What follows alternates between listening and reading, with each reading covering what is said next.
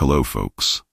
I know I'm just a guy telling some stories, but if you enjoy getting chills down your spine, I'd really appreciate it if you could hit that subscribe button.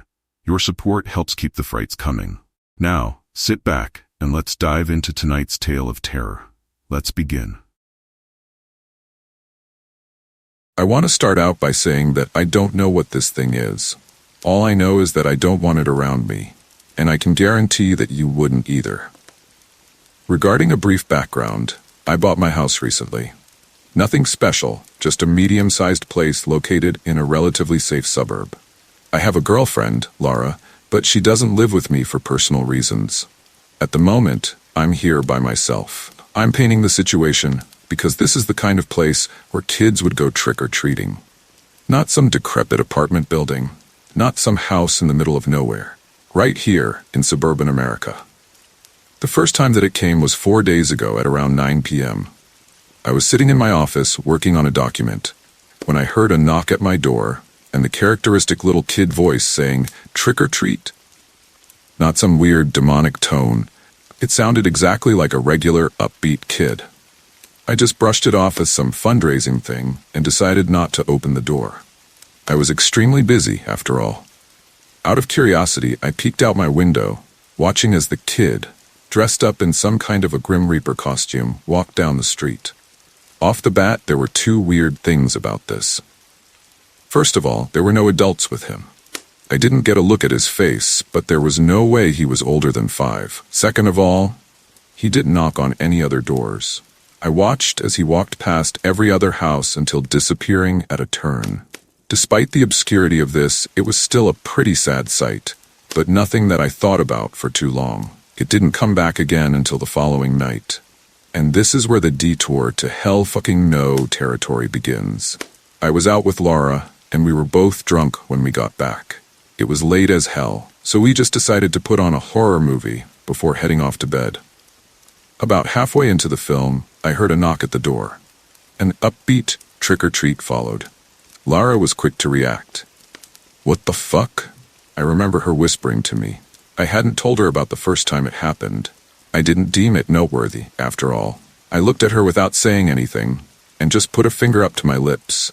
It was barely even a conscious decision. It almost felt instinctive at the time. I got up from the couch and made my way over the door.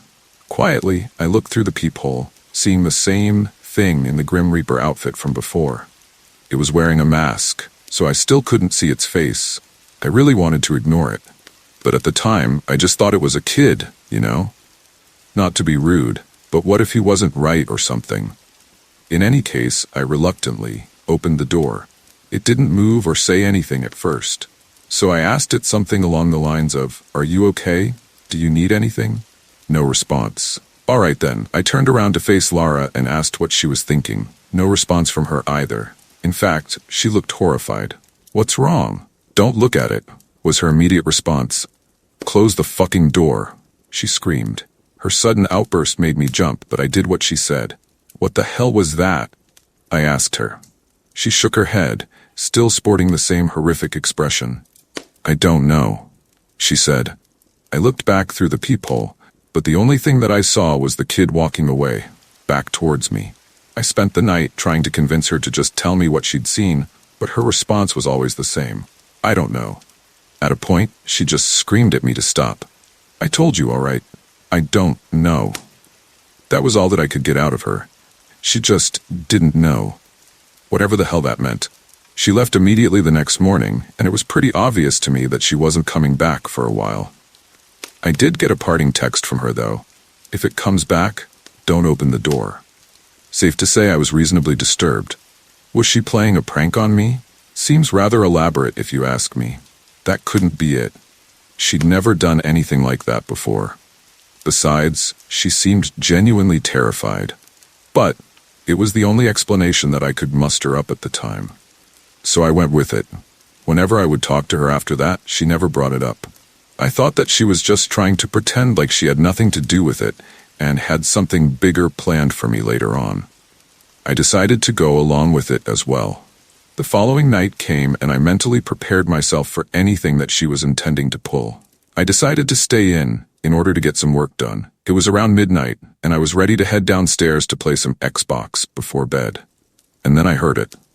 Knock, knock. Trick or treat. Now, if Lara was the one doing this, then she would have wanted me to ignore it. But I could catch her off guard if I actually opened the door. Right? The kid was probably one of her cousins or something. Weird that she's making him stay out so late, but hey, anything to scare me, I suppose. I looked through my peephole, once again seeing the Grim Reaper costume. I forced myself to laugh. "What's Lara paying you, kid?" I jokingly asked him through the door. What a mistake that was. Trick or treat. The statement was repeated, louder this time. It caught me so off guard, but I couldn't place why. And then I thought about it. The words didn't seem to have come from the kid's mouth, but from more of a general area behind him, if you get what I'm saying. I didn't react, continuing to look through, having no idea what to anticipate. Trick or treat. It was deafening the third time. I was jolted backwards before scrambling onto the couch.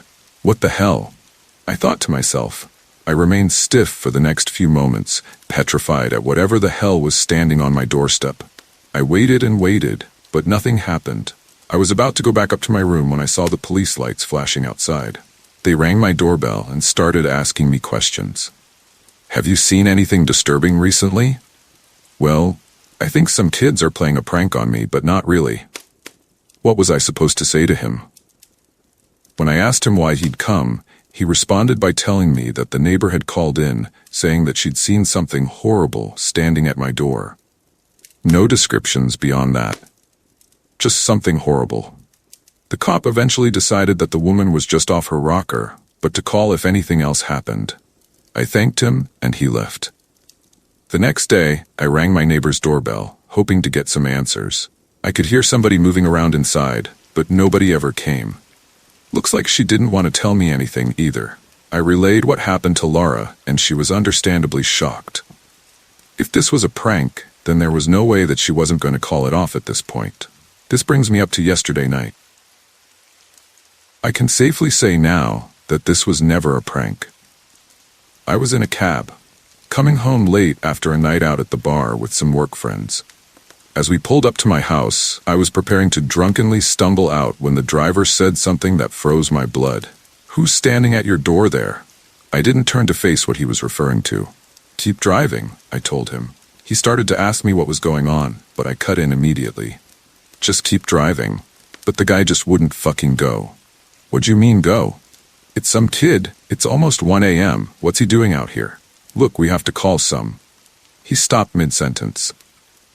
My head was still facing away from whatever the hell was standing at my door, but I could hear the driver's breathing begin to tense. I heard him mutter out, "Fuck," before he slammed the gas. I barely had time to react, my head slamming the seat as he took off. I looked over, witnessing his traumatized expression as he sped away. "What'd you see?" I yelled at him.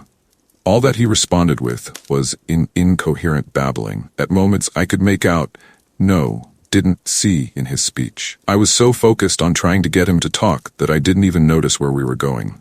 Suddenly, I felt the impact. He'd driven us off the road, into a local wooded area. I'd put my seatbelt on, so I was mostly fine. The driver was knocked unconscious, though. I dialed 911 and told them what had happened. Well, not exactly what happened, just something that they would believe. That the driver had gone insane and driven us into a tree. At first, they set their suspicions on me. No surprise there. But that premise was wiped out when the driver woke up, babbling the same shit he'd been babbling in the car. Nobody got any answers out of him.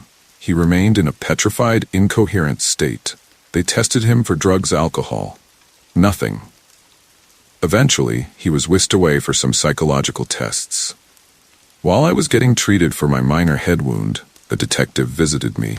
He told me that there were signs of a break-in at my house, called in at around 1:30 a.m. The window in my basement had been smashed, and my front door had been left wide open. In the morning, I went back and looked everything over. It was indeed a mess.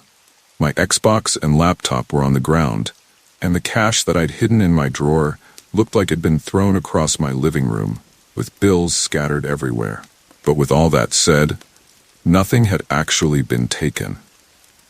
Beyond the window in the basement, nothing really needed to be fixed either. It looked as if whoever was here was in the process of stealing my shit when they dropped everything and ran out the front door. That was the law enforcement's conclusion anyway.